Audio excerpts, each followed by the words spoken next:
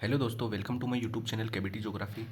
इससे पहले अपन ने पढ़ा था कि मानचित्र के प्रकार कितने होते हैं। उसी में अपन ने पढ़ा था कि मानचित्र 4 प्रकार के होते हैं। पूरा अपन ने देखा था, समझा था इससे जस्ट पिछले वाले लेक्चर में कि मापने के आधार पर मानचित्र कितने प्रकार के होते हैं, स्थलाकृतिक उद्देश्यों के आधार पर मानचित्र कितने प्रकार के होते हैं, उद्देश्य के आधार पर कितने होते हैं, रचना शैली के आधार पर कितने होते हैं। ठीक है, 4 प्रकार के मानचित्र अपन देखे थे। उसमें से जो पहला प्रकार का मानचित्र था, मापने के आधार पर मानचित्र कितने प्रकार के होते हैं, वो आज अपन यहाँ पे समझने जा रहे हैं। और इससे पहले जो अपन ने लेक्चर अपलोड किया था उसमें मानचित्र के टाइप्स देखे थे, और उससे भी पहले जो फर्स्ट लेक्चर अपलोड किया था उस पर अपन ने पढ़ा था कि कार्टोग्राफी होती क्या है। ठीक है, तो आज अपन पढ़ने जा रहे हैं मापने के आधार पर, यानी कि अकॉर्डिंग या basis on the scale. Scale के बेसिस पे मानचित्र कितने प्रकार के होते हैं। अपन ने उस टाइम समझ लिया था कि स्केल के बेस पे या तो छोटी स्केल हो सकती है या बड़ी स्केल हो सकती है, दो ही प्रकार की स्केल हो सकती है। ठीक है, तो मापने के आधार पर मानचित्र सिर्फ 2 प्रकार के हो सकते हैं, या तो लार्ज स्केल मैप या स्मॉल स्केल मैप। ठीक है, वृहद मापनी मानचित्र और लघु मापनी मानचित्र मापने के आधार पर। ठीक है, तो उसी उसी हिसाब से अपन ने वृहद मापनी के जो मानचित्र देखे थे, उसमें जो पटवारी वाला मानचित्र दिखा था, उसमें टोपोग्राफिकल मैप वाला मानचित्र दिखा था, तो इसमें कैडेस्ट्रल मैप यानी कि भूसंपत्ति वाला मानचित्र और स्थलाकृति वाला मानचित्र। ठीक है, भूसंपत्ति मानचित्र यानी कि देखना वृहद मापनी के मानचित्र में एरिया छोटा होता है, ये अपन ने पहले भी समझ लिया था और अभी भी बता रहा हूँ मैं कि जहाँ पे लार्ज स्केल होगा ना, वहाँ पे एरिया छोटा होगा, और उसी छोटे एरिया का लार्ज स्केल के रूप में अपन पढ़ेंगे, मैप बनाएंगे। ठीक है, तो लार्ज स्केल मैप के अंदर कितने प्रकार होते हैं, 2 प्रकार। कैडेस्ट्रल मैप यानी कि भू संपत्ति मानचित्र, जो पटवारी के पास में होता है, जो अपने किसी प्लॉट का या निजी संपत्ति का मानचित्र होता है, या फिर किसी खेत की बाउंड्रीज वगैरह खेत का मानचित्र होता है। ठीक है, स्थलाकृतिक मैप के अंदर क्या होता है कि पर्वत, पठार, नदियाँ, दलदल भूमि, मरुस्थल वगैरह इन सब चीज़ों का अपन मानचित्र इसके अंदर बनाते हैं। ठीक है, और लघु स्केल मैप के अंदर 2 चीज़ हो सकती है, या तो वॉल मैप हो सकता है जो दीवार पे टंगने वाला संसार का मानचित्र हो गया, इंडिया का मानचित्र हो गया, ये हो सकता है, या फिर एटलस मैप यानी कि एटलस के अंदर जो अपनी एटलस की बुक आती है उसके अंदर जो है किस प्रकार के मानचित्र जो इसमें बनाए जाते हैं। सबसे पहले अपन देखते हैं लार्ज स्केल मैप। ठीक है, लार्ज स्केल मैप यानी कि वृहद मापनी मानचित्र। लार्ज स्केल मैप मैंने आपको समझाया था उस तरीके से कि लार्ज स्केल जो मैप होते हैं ना, लार्ज स्केल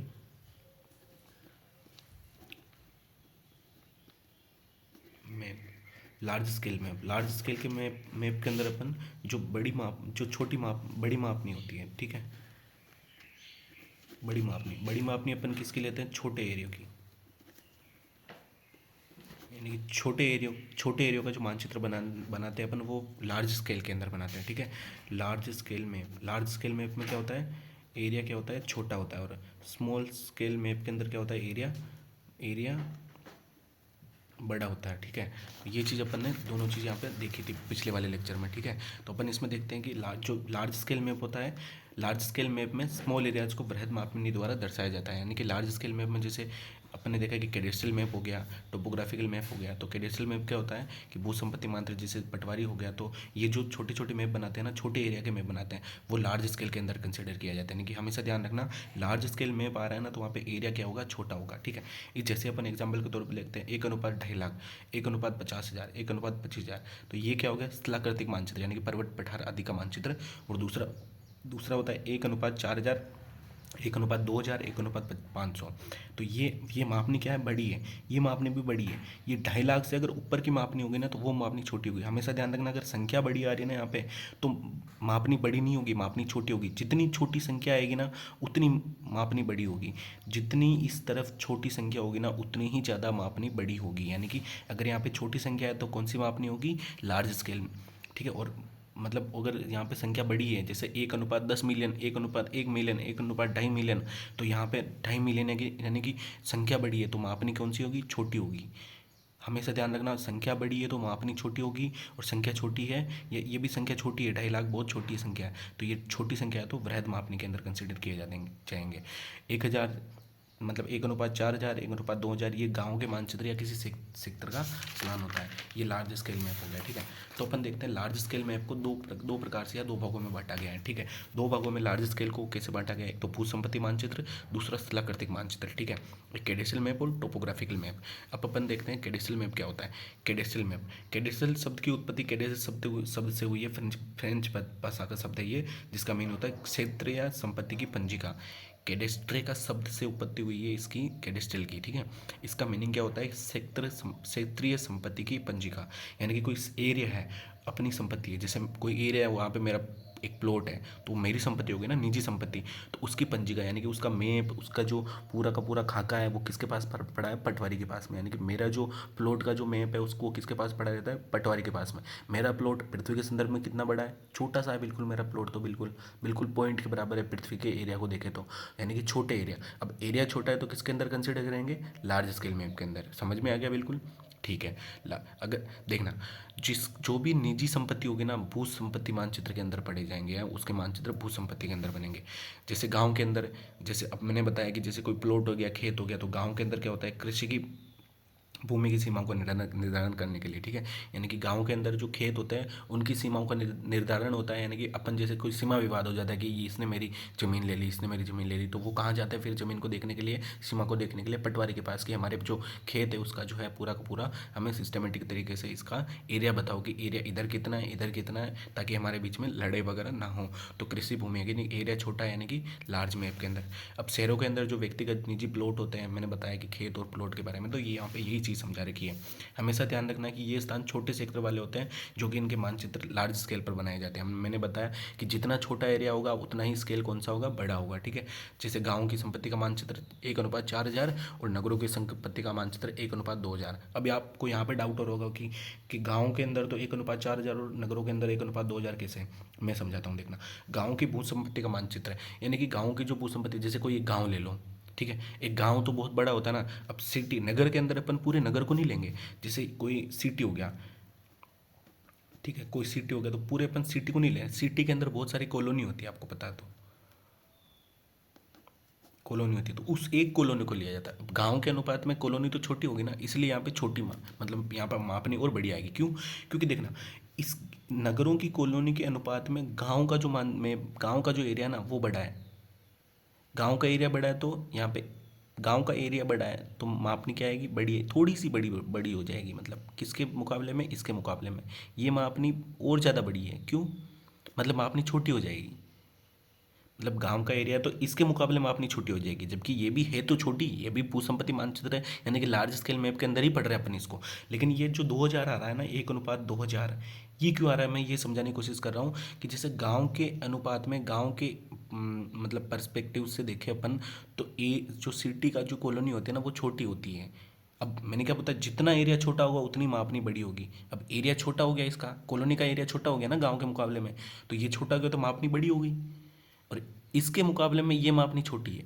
कैसे? क्योंकि इसके मुकाबले में ये एरिया थोड़ा सा बड़ा है, इसलिए यहाँ पे मापनी छोटी आ गई।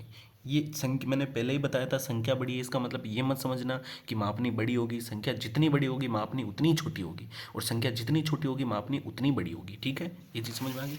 अब अपन देखते हैं, पहला देख लिया अपने भू संपत्ति मानचित्र, दूसरा अपन देखना है स्थलाकृतिक मानचित्र यानी टोपोग्राफिकल मैप। स्थलाकृतिक मानचित्र के अंदर कुछ भी नहीं करते अपन, जैसे पर्वत, पठार, अफवाह भूमि होगी, नदी होगी, कृषि क्षेत्र हो गया, ये सारी चीज़ जो भी फिजिकल डिवीजन वाली चीज़ें हैं ना, वो सारी की सारी स्थलाकृतिक मानचित्रों के अंदर आती हैं। अब मैंने देखा कि ये 2.5 लाख तक की आती है, ठीक है, 2.5 लाख से ऊपर नहीं जाती। जैसे ही 2.5 लाख से ऊपर जाएगी स्मॉल स्केल मैप के अंदर कंसिडर कर ली जाएगी, ठीक है। ये चीज़ हो गया स्थलाकृतिक मानचित्र। स्थलाकृतिक मानचित्र भी लार्ज स्केल मैप पर बनाए जाते हैं, ठीक है। क्यों? क्योंकि एरिया छोटा होता है भाई। पृथ्वी के संदर्भ में किसी पर्वत पठार का एरिया तो छोटा होगा ही ना, नदी का एरिया छोटा होगा ही ना, इस वजह से इसको इसके अंदर कंसिडर कर रहे हैं अपन, ठीक है। अब अपन देखते हैं यहाँ पे स्मॉल स्केल मैप, ठीक है। अब पहला अपन ने देखा था लार्ज स्केल मैप, अब देखते हैं अपन small scale map. Large scale map के अंदर अपन क्या पढ़ रहे थे कि एरिया छोटा होगा, एरिया छोटा होगा तो मापनी बड़ी होगी, इसलिए वृहद मापनी में पढ़ रहे थे अपन। अब स्मॉल स्केल मैप के अंदर क्या होगा, एरिया बहुत बड़ा होगा, एरिया बहुत बड़ा होगा तो मापनी क्या होगी, छोटी होगी। संख्या बड़ी होगी, मापनी छोटी होगी, ये हमेशा ध्यान रखना आप। स्मॉल स्केल मैप का उपयोग लार्ज एरियाज को दर्शाने के लिए किया जाता है। मैंने बोला ना, लार्ज एरिया को यानी कि बड़े एरिया को दर्शाने के लिए स्मॉल स्केल मैप का यूज किया जाता है, और छोटे एरिया को दर्शाने के लिए लार्ज स्केल मैप का यूज किया जाता है, ठीक है। स्मॉल स्केल मैप को दर्शाने के दो भागों में विभक्त किया जाता है, ठीक है। एक तो भित्ति मानचित्र और एटलस मानचित्र, यानी कि इसको वॉल मैप बोल सकते हैं और एटलस मैप बोल सकते हैं, ठीक है। वॉल मैप कैसे? जैसे देखना, स्मॉल स्केल मैप, ठीक है। देख, पहले अपन ने पढ़ा था लार्ज स्केल मैप, नहीं अपन अभी इसको समझ लेते हैं, फिर बाद में मैं दोनों को एक साथ समझा दूंगा। स्मॉल स्केल मैप कितने प्रकार के होते हैं? 2 प्रकार के। एक तो होता है वॉल मैप और एक होता है एटलस मैप, ठीक है। अब वॉल मैप क्या होता है, देखना। वॉल मैप अपन दीवार पे जो संसार का मानचित्र लगाते हैं, या फिर इंडिया का मानचित्र देखते हैं, राजस्थान का मानचित्र देखते हैं, तो अपन वर्ल्ड का जो मैप देखते हैं ना, वर्ल्ड के अंदर आपको पता हो, स्कूलों के अंदर या फिर कोचिंगों के अंदर मैप, वर्ल्ड मैप लटकाए जाते हैं। यहाँ पे अफ्रीका, नॉर्थ अमेरिका हो गया, दक्षिण अमेरिका हो गया, यूरोप और एशिया हो गया, अफ्रीका हो गया, ऑस्ट्रेलिया हो गया, ये पूरे के पूरे महाद्वीप यहाँ पे वगैरह ये सब चीज़ हो गई। तो पूरे के पूरे वर्ल्ड को एक वॉल के मैप में अपन दर्शा रहे हैं, यानी कि एरिया कितना बड़ा है, एरिया कितना बड़ा है, लार्ज एरिया है ना। पूरा का पूरा विश्व को अपन एक छोटे से दीवार के ऊपर अपन मानचित्र में दर्शा रहे हैं, यानी कि एरिया बड़ा है और वॉल मैप का ऊपर अपन दर्शा रहे हैं। मैंने जब भी बोला कि एरिया बड़ा होगा तो कौन सी मापनी होगी, स्मॉल स्केल मैप, यानी कि छोटी मापनी होगी। वॉल मैप समझ में आ गया। एटलस मैप, एटलस मैप अपन देखते हैं किसी एटलस की बुक के अंदर जाके देखो, एटलस की बुक अपन खोलते हैं तो पूरी बुक के अंदर एक छोटे से पेज के अंदर अपन पूरे वर्ल्ड के मैप को अपन दर्शा सकते हैं, यानी कि छोटी सी जगह में अपन इतने बड़े एरिया को दर्शा रहे हैं। एरिया क्या है, बहुत ज़्यादा बड़ा है, एरिया बहुत ज़्यादा बड़ा है, यानी कि बड़े एरिया को अपन दर्शा रहे हैं किसके ऊपर, एटलस के ऊपर है। तो क्या होगा, स्मॉल मापनी होगी, स्मॉल स्केल मैप। ठीक है, ये चीज़ समझ में आ गया आपको।